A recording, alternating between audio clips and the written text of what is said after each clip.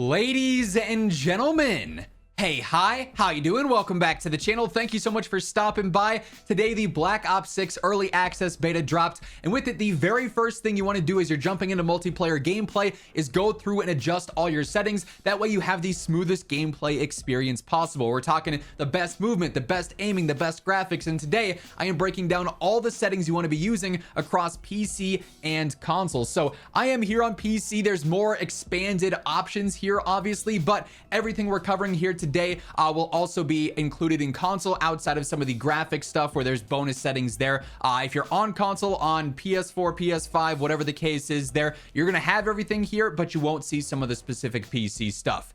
First things first, as always, when you jump into the game, it's going to give you your initial settings breakdown. It does allow you to import your settings from MW3, so if you want to use the exact same stuff, you can try that.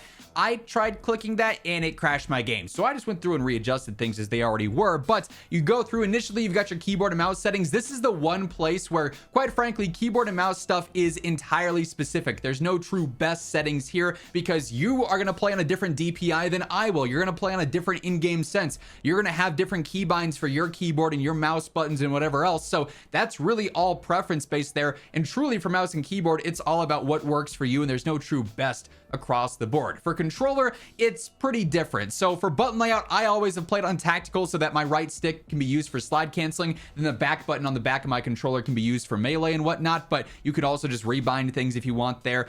You could use a custom button layout if you want and just do whatever you want for whatever button prompt here, which is by far the most efficient way to go through, unless there's the preset that perfectly works for you. I always leave my stick layout as the default there. For sensitivity in this game, you might need to adjust based on what you had on Modern Warfare 3, just because of how much movement is going to impact your aim in this game. Plays pretty quick. There's a lot of snappy movements, so you might need to adjust your sensitivity some and see what works best for you. I still always play staggered, one slightly higher on my horizontal, so I'm a 9.8 or like an 8.7 usually, and I do that because typically you are looking a lot more left to right than you are up and down, so you just want to have those quicker movements there when you're turning.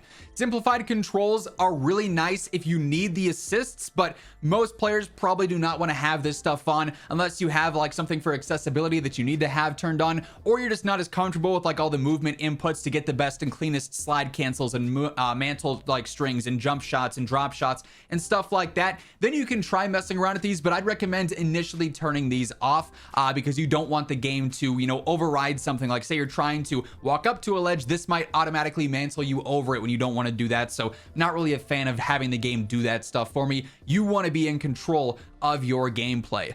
Low motor strain, I keep on off, but this does make it so that you don't have to do as much on your sticks and everything. So again, could be something worth investigating if that sounds appealing to your situation, but I'd initially recommend having that off. Bumper ping, I keep on off. I personally don't switch my L2, R2 and stuff like that because I've got digital triggers on everything. You do not want controller vibration on. No need to have your controller shake when you're trying to precisely aim or anything like that. Trigger effect, if you have an applicable controller, I also absolutely keep that off.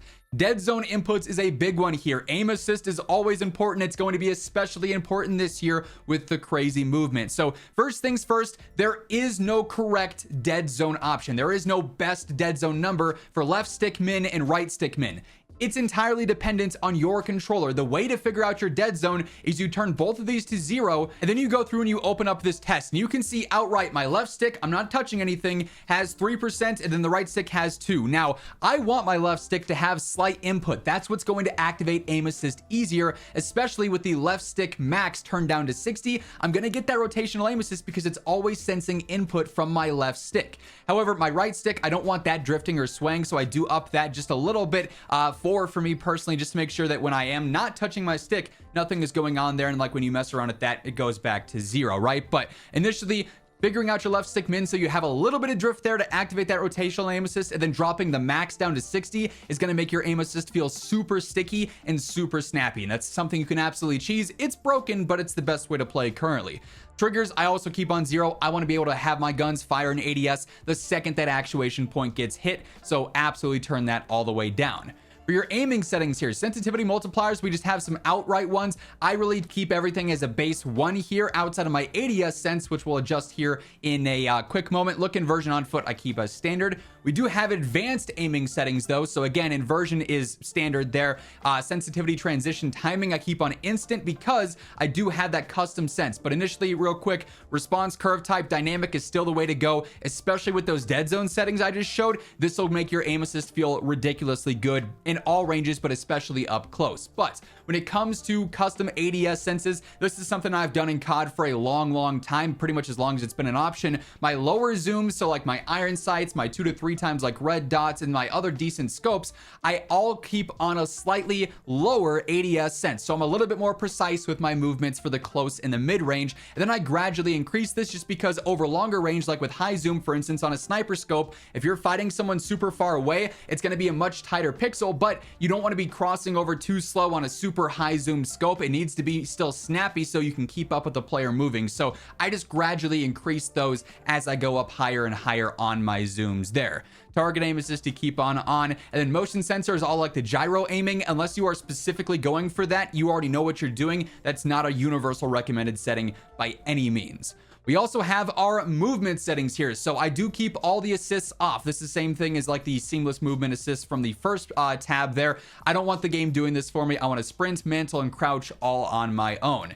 Airborne automatic mantle, I keep this on off just because I don't like to auto mantle or randomly mantle in a situation where I'm not trying to do that. So this just makes it so that it does not interrupt me, and that is really important for me. Slide and dive behavior, I've actually changed over this year to hybrid. So slide only was my initial thing, but dolphin diving in this game is going to be really important with the omni movement. So hybrid, so that I can tap to slide, but then tap while holding sprint to dive, is going to make it so that I can do both whenever I want there, and it's going to be a lot more convenient for the general movement. You can dive when you need, you can instantly slide cancel when you need. I think hybrid or tap to slide is probably going to be the go-to this year. Auto door peek, gonna have to get used to this one. I'm not sure if I'm gonna fully keep this on or off, but for now, I do want to have that slight little lean when I am peeking around doors. I think that could be pretty useful for like peeker's advantage in certain situations. Then we have the movement advanced settings. So for sprint and tack sprint behavior, I have this simply on a toggle. So the second I click it, it's going to go. There's no hold necessary for that. Auto move forward, I don't want that. And then grounded mantle, don't want that. Same deal for the automatic mantle as before. Sprint restore, this allows you to resume sprinting after various actions without having to press your sprints again. You might as well have this on, right? It's going to allow you to sprint more often. Slide maintain sprint, I have on off. If you're slide canceling a lot, having this on hurts the dead slides. Like it makes that happen a lot more often in my opinion. So I do have this off. Tack sprint behavior, I have single tap sprint, single tap run would also work there, depending on how much you want to be pressing your controller. Double tap is just going to destroy your thumbsticks there. Plunging underwater, I keep on trigger. Then door bash, I want that on. I want to be able to quickly get through doors there. Then vehicle advanced settings, I didn't really adjust anything here. Keep that on the short delay and then the free look. Then we've got our combat controller settings. So ADS is obviously hold. Weapon mount activation I have is just my melee when I'm ADSing. That way it's very intentional. I'm never going to accidentally mount there. C4, I have that on grouped. I'm not really using C4 a ton in multiplayer, but you could change that to 1x1 if you wanted. Equipment behavior, I have on hold as always. Manual fire on press. The advanced settings for combat behaviors, so you can change the D-pad up behavior. If you want to keep it on ping, you can do so, but if you want to cycle your streaks with it, you could also change it to that. So that's kind of cool. Change zoom for me is just my left stick pressing that in, so that's nice and easy. Short delay on the exit. I do use prioritize reload for multiplayer, whereas in Warzone, we're doing interact. Here, we're not really interacting. You want to make sure you're always reloading when you want to in MP. There's not much to interact with the world, so I'm definitely having either tap to reload or prioritize interact selected for that. Sprint cancels reload is absolutely a preference thing, so if you want that, feel free to turn it on. I personally don't love that all the time though. ADS stick swap off. Depleted weapon ammo switch, I don't like it auto switching guns for me, so I keep that on off. Numerical order for my streaks, I got the hold melee for the dedicated melee slot there. Then also the swap body shield and execution behavior I have on off currently. Might switch that depending on the gameplay though. Then we have the scoreboard stats, so just have that on toggle. Then the overlay advanced stats, the ping wheel, just how long you want to hold to get into the animations there. Then the double tap, the danger is just moderate wheel behavior is holding on that. Not super important stuff there. Now we can jump over to the graphics settings. And by the way, as we are breaking down all the settings here today, quick reminder, if you are new to the channel or maybe you have not subscribed yet, this is your one-stop shop for everything going on in Call of Duty. Obviously, so much stuff going on at the BO6 beta right now. You're not going to want to miss anything, any news, announcements, reviews, reveals, tips in game, class setups. I got you covered, so feel free to hit that subscribe button, join us on the road to 1 million. And if you enjoyed this video or if you find it helpful, a like rating really does help the channel grow, and it's always really appreciated. Now for graphic settings here, obviously there's going to be a lot more on my screen as opposed to if you were playing on console, but all the base console graphic settings are still here as well. So I always play full screen exclusive. You get more frames in exclusive versus borderless. Obviously you want it on your display monitor and your graphics card. Whatever your screen refresh rate is, of course, change that same deal with your resolution. I play in 1440p. I don't adjust the aspect ratio. I don't adjust the display gamma either. For brightness, I do up this to about 55. Just makes things a little bit more visible in my opinion. You can also go up a little bit more as well if you wanted to, just depending on your monitor or whatever is going on with your personal setup. Reflex low latency is all dependent on if you are GPU bound or CPU bound. So in your telemetry, which we'll talk about here in just a bit in the interface settings, you want to have your GPU time and your CPU time on there. Whatever number is higher, that means that's what you're bound to. So if you're GPU bound, you just want this on. If you're CPU bound, you want it on plus boost. So it's going to be dependent on your setup there, but you absolutely want to have it either on or on plus boost for sure. Eco mode, I have this on off. VSync off, you don't want that added input delay. Custom frame rate limit, I just keep it at my monitor's refresh rate of 240 there. Native render res on the menu, I like my game looking pretty still. Focus mode on 0, and then also I don't use any HDR. For quality settings, you're going to be custom by the time you go through and change all this. Keep it on your standard render res. Then also dynamic resolution, I don't really like. It makes your game look very funky in some situations when it's trying to keep your frame rate consistent. For upscaling and sharpening, I keep this on fidelity cast. I really like this and have grown to like this over the years. The sharpening is great in game. I keep this at about 90, makes things very visible. You get good frames with this on as well. VRAM scale target at 80. You could up this to 90 though in certain cases if you're getting like Play-Doh looking textures. Variable rate shading, this being turned on actually helps out a lot with FPS, so you want to have that turned on. And then I don't like the frame generation, I keep that off. For details and textures, this is largely going to be PC dependent. If you have a crazy good PC like a 13900K, a 14900K, a 5950X, and like, you know, a good graphics card, 3090, 4090, whatever the case is, you could have this stuff on high. You're probably still going to get great frames. I like to go for a mixture of game looking pretty for videos, but getting good frames. Obviously, if you want more frames, turn things to low. If you want a better looking game, turn things to high. What you're going to have a consistent, frame rate at is entirely dependent on your rig and on your setup. So texture res, I keep on normal. The filter, I keep on normal as well. Do not have depth of field on. You don't want that blur, so turn that off. Nearby level of detail is normal. Particle res is low, not a super important one, but it has a lot of impact sometimes on frames in certain situations and on certain parts of the map. I like having bullet impacts and the effects on just so I can get that information if I need. Shader quality, high, medium, either or there works just fine. On-demand texture streaming, unfortunately, is forced. Optimized is going to use up a little bit more bandwidth. Minimal will use less. The game will look slightly worse with minimal on. I personally don't notice a huge difference, but this is a forced thing, which really sucks. What you want to do to try and avoid the hitches and the stutters that this causes is turn the streaming quality to low there. Shadow quality, normal. Shadows are obviously very important. Screen space shadows low. The ambient lighting low. Reflections, I keep on off. You don't want these on. It'll be way easier to see enemies behind glass and in water if you have this turned off. Then the reflection quality, I keep on low as well. Tessellation off. Volumetric quality is medium there just for better frames. Same deal with the physics quality. Weather grid is normal, and the water quality I keep on all. You could turn that off though if you want better frames as well. And then for view here, I keep the basic motion reduction off here because I go through and I manually adjust all this stuff by myself. So I play on max FOV 120.